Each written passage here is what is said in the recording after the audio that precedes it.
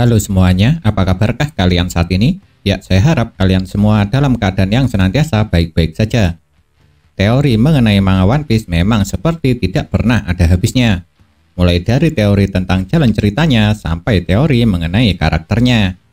Dan salah satu karakter yang banyak mendapat sebuah teori adalah sang Raja Bajak Laut, Goldie Roger.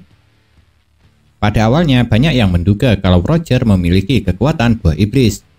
Dan bahkan banyak juga yang mengira kalau buah iblis Gomu Gomu no Mi atau Hito Hito no Mi model Nika dulunya merupakan milik sang Raja Bajak Laut ini.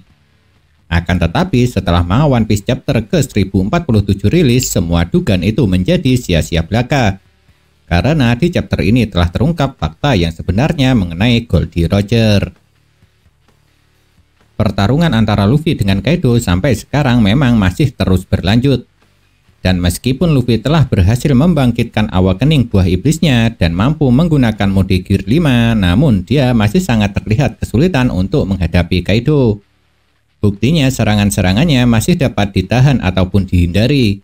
Sedangkan serangan Kaido kebanyakan selalu berhasil mengenai Luffy.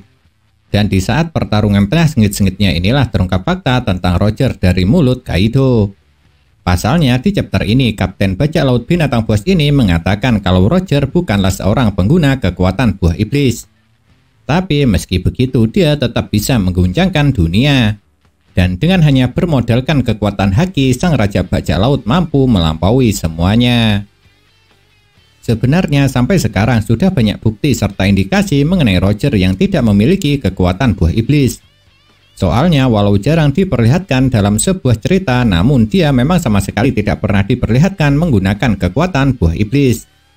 Sebab setiap kali Roger ditunjukkan bertarung, dia hanya akan menggunakan kemampuan berpedangnya dengan dipadukan kekuatan haki yang ia miliki.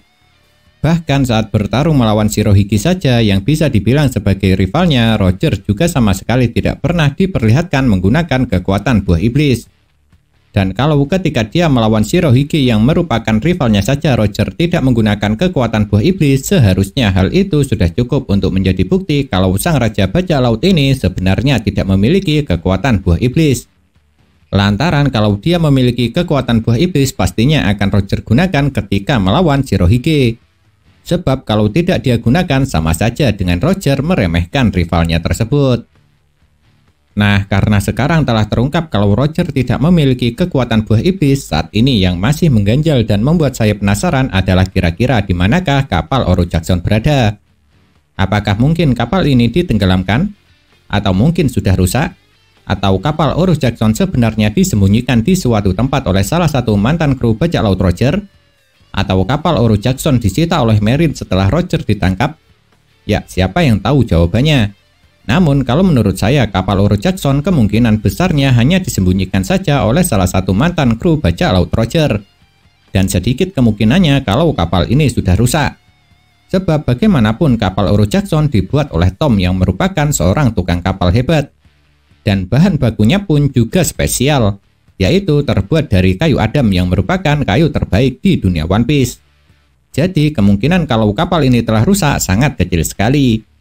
Dan kemungkinan kalau kapal ini ditenggelamkan sama juga sangat kecil.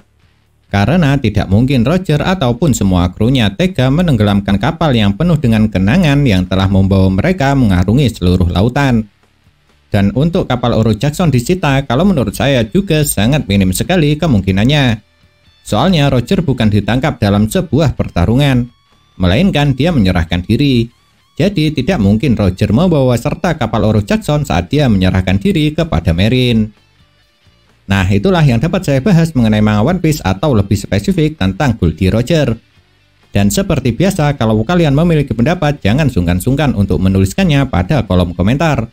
Supaya pendapat kalian itu bisa menjadi referensi bagi semua orang yang membacanya termasuk saya sendiri.